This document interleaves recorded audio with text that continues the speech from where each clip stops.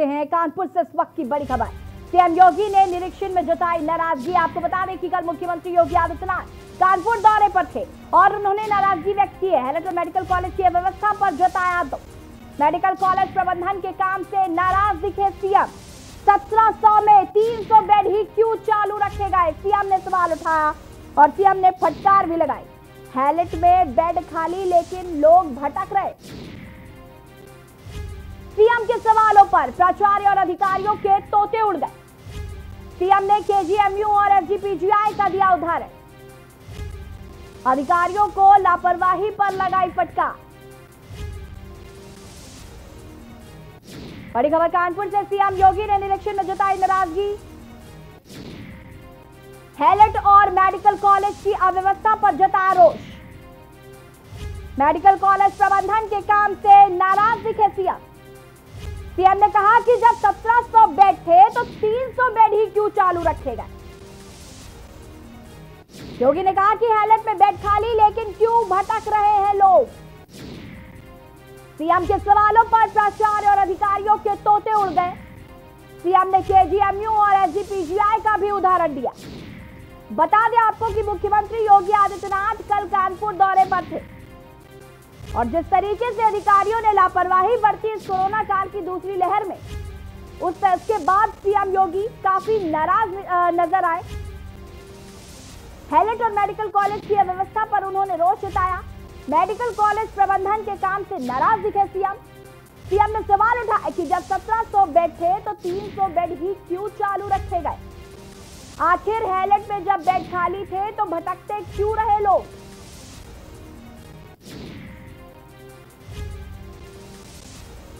और इसी खबर पर हमारे साथ प्रधान संपादक दुर्गेंद्र सिंह चौहान जी हमारे साथ जुड़ गए हैं। दुर्गेंद्र जी, जिस तरीके से कल मुख्यमंत्री योगी आदित्यनाथ का कानपुर दौरा था और जो लापरवाही हमने कानपुर में इतने लंबे समय से जनता को दिखाई कि कैसे जो सिस्टम है वो लापरवाह बना हुआ है, उसका जिक्र आखिरकार मुख्यमंत्री योगी आदित्यनाथ ने किया और फटकार लगाई अधिकारियों को।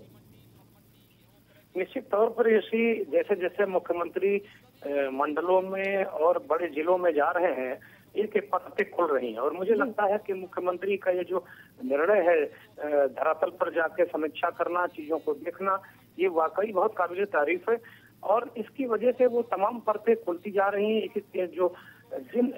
जिन अधिकारियों ने, जो मेडिकल प्रशासन ने जो गलतियां की हैं, जो मनमानियां की हैं, वो एक एक करके खुल रही हैं।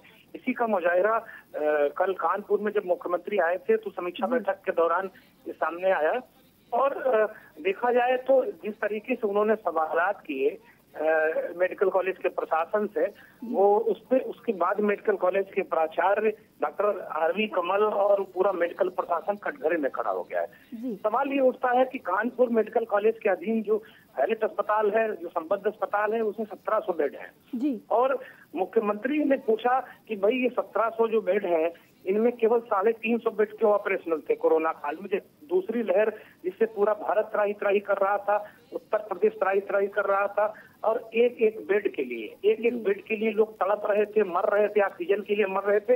मुख्यमंत्री ने यहाँ तक भावुक होकर कहा कि हेलेट अस्पताल के बाहर तमाम लोग बेड के इंतजार में, ऑक्सीजन के इंतजार में मर गए। ये उनके पास सूचना है। उन्हें मुख्यमंत्री ने फटकारा कि मुझे बताने की कोशिश मत करिए, मुझे घुमाइए नहीं, बनाइए नहीं।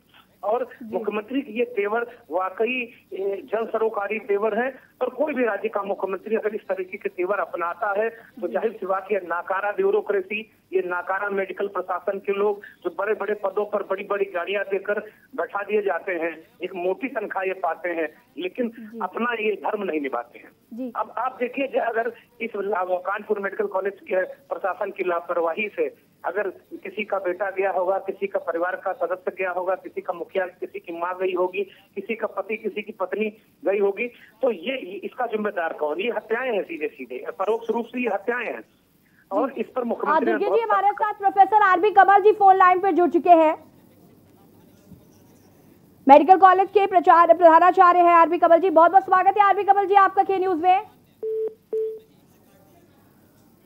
फिर से फोन काट दिया है दुर्गेंद्र सर जी। ये एक बहुत बड़ी कंप्लेन आरबी कमल के साथ रही कि उनको जब भी कोई व्यक्ति फोन करता है वो फोन नहीं उठाते और के न्यूज की टीम उनको लगातार फोन करने की कोशिश कर रही है तो वो फोन नहीं उठा रहे और अभी भी उन्होंने फोन काट दिया।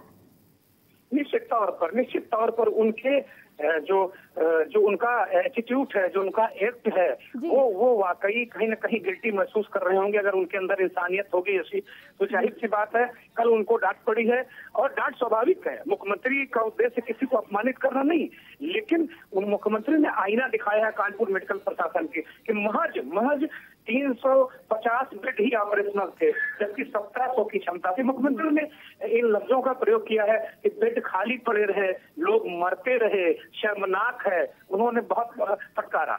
दूसरा सवाल ऐसी बनता ये है कि ठीक है, मेडिकल कॉलेज का प्रशासन, कानपुर का मेडिकल कॉलेज का प्राचार्य नाकारा है, उसने अगर ये कदम नहीं उठाया तो यहाँ का डीएम आलोक तिवारी, यहाँ का कमिश्नर जो राजशेखर हैं, वो क्या करते रहे? वो केवल क्या अफसरशाही के लिए यहाँ पोस्ट किए गए हैं?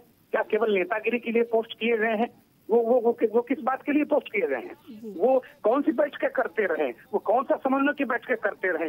क्या इनके नजर में ये नहीं आया कि 1700 बेड की क्षमता, एक सामान्य सा व्यक्ति ऐसी अगर कहीं मीटिंग करने जाता है तो पूछता कि भाई आपकी क्षमता क्या है? क्या वो क्षमता इनको नजर नहीं आई? और अगर वो दुश्वारियां थी, वो व्यवस्थाएं नहीं, तो शासन को क्या इन्होंने बताया? ये तमाम सवालात हैं। इसके अलावा जो लखनऊ से भेजे नोडल अफसर थे, बड़े बड़े आईएएस अफसर, रोज हम लोग अपने अखबारों और चैनलों और तमाम समाचार मीडिया में हम पत्रकार इनकी प्रशस्ति और प्रशंसा करते रहे कि अब ये नोडल अफसर आ जाएंगे, अब ये कोरोना को जकड़ लेंगे, अब ये सीनियर आईएएस अफसर भेज दिए गए, ये कोरोना को पकड़ लेंगे। तो इस तरह की बातें थी।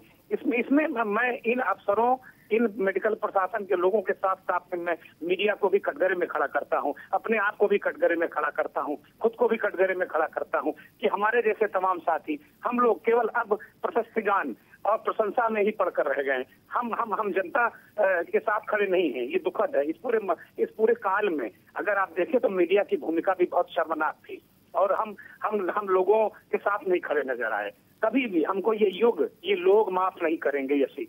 तो वाकई ये बहुत बहुत दुखद था। और हम फिर सवाल उठा रहे हैं, केन्यू इस मसले को बिल्कुल नहीं छोड़ेगा, और उत्तर प्रदेश और देश में जहां जहां इस तरह के मसले, एक बार हम अपने टीम के सदस्यों और साथियों से कहेंगे कि अब समय आ गया है। ठीक है, बहुत सारा नुकसान हुआ है उत्तर प्रदेश को, भारत को, उत्तराखंड को, जो हमारे राज्य हैं, और पूरा देश, उसको बहुत बड़ा नुकसान हुआ है। लेकिन अब भी चेत जाइए, आप अपनी भूमिका में आ जाइए। तो अब एक एक करके जहां जहां आज भी बुंदेलखंड में 2 जगह मुख्यमंत्री जा रहे हैं, मैं कहूंगा कि वहां को भी इस तरीके की जो चीजें हैं निकल कर आनी चाहिए, उभर कर आनी चाहिए, और कम से कम अब हमें जाग जाना चाहिए। नहीं, मानवता नहीं कभी माफ करेगी। हम यही सवाल उठा रहे हैं कि ये जो डीएम है, कलेक्टर है, नोडल अफसर है, सीनियर आईएएस है, ये क्या करते रहे? भजिया तलते रहे बैठकर वहाँ? ये क्या करते रहे वहाँ पर? बड़ा सवाल है। तो जिन जिन अफसर और जिन जिन अधिकारियों की जवाबदेही है सर, उनको जवाब देना होगा कि आखिर इस तरीके की लापरवाही क्यों की गई। निश्चित तौर पर जवाब देना होगा। और आप देखिए, मतलब मैं तो बिल्कुल हतप्रभ रह गया कि आप देखिए, मुख्यमंत्री को ये सारी बातें पता है मुख्यमंत्री। और दुर्भाग्य था कि जिस दौर में ये दूसरी लहर अपना प्रचंड रूप धारण कर रही थी, सूबे के मुख्यमंत्री योगी आदित्यनाथ खुद कोरोना संक्रमित हो गए थे, इसलिए वो उनको खुद को सीमित करना पड़ा, और वो एक तरीके से अपने आप को आइसोलेट किए हुए थे, बल्कि आइसोलेट ही किए हुए थे। यही एक बहुत बड़ा कारण रहा कि वो मैदान में नहीं उतर पाए, और इतना बड़ा नुकसान उत्तर प्रदेश को और देश को उठाना पड़ा। अगर मुझे पूरी उम्मीद है कि अगर वो कोरोना संक्रमित नहीं होते तो निश्चित तौर पर उत्तर प्रदेश के वासियों को ना इतनी ऑक्सीजन की किल्लत होती, ना इतनी दवाओं की किल्लत होती, ना इतनी बेड की किल्लत होती। महत्वपूर्ण बात ऐसी है, मुख्यमंत्री ने एक सवाल और उठाया है। उन्होंने कहा है कि आपके पास जब 1700 बेड थे, उसके बाद भी आप जो मरीजों को प्राइवेट अस्पतालों में भेजते रहे। मुझे लगता है एक नेक्सस है, एक साठगांठ है, इसका भी पर्दाफाश होना चाहिए, और ऐसे लोगों को कतई अपने पदों पर रहने का अधिकार नहीं है। जी बिल्कुल दुर्गेन्द्र सर, जिस तरीके से कल मुख्यमंत्री ने फटकार लगाई, उम्मीद है कि इन अफसरों और अधिकारियों को शर्म आई होगी कि आज जो इतना मौतों का आंकड़ा तेजी से बढ़ रहा था, कहीं ना कहीं ये खुद उसको अपना जिम्मेदार माने कि ये हम जिम्मेदार हैं इन मौतों के। आपका बहुत बहुत शुक्रिया तमाम जानकारी देने के लिए सर। 1700 में 300 बेड ही क्यों चालू रखे गए? सीएम ने सवाल उठाए। कल कानपुर दौरे पर थे मुख्यमंत्री और हैलेट में बेड खाली, लेकिन लोग भटक रहे थे। योगी आदित्यनाथ ने इस बात का भी जिक्र किया, और सीएम के सवालों पर प्रचार और अधिकारियों के तोते उड़ते हुए नजर। और कहीं ना कहीं ये जो जिम्मेदार अधिकारी हैं, इनकी जवाबदेही बनती है और इनको जवाब देना होगा कि आखिर 1700 बेड थे तो 350 बेड ही क्यों दिए गए और प्राइवेट हॉस्पिटल्स में क्यों लोगों को भेजा जा रहा था, और जवाब देना होगा कि मौतों का जिम्मेदार कौन है। खबर एक बजे में फिलहाल इतना ही। देखते रहिए न्यूज़ इंडिया। नमस्कार।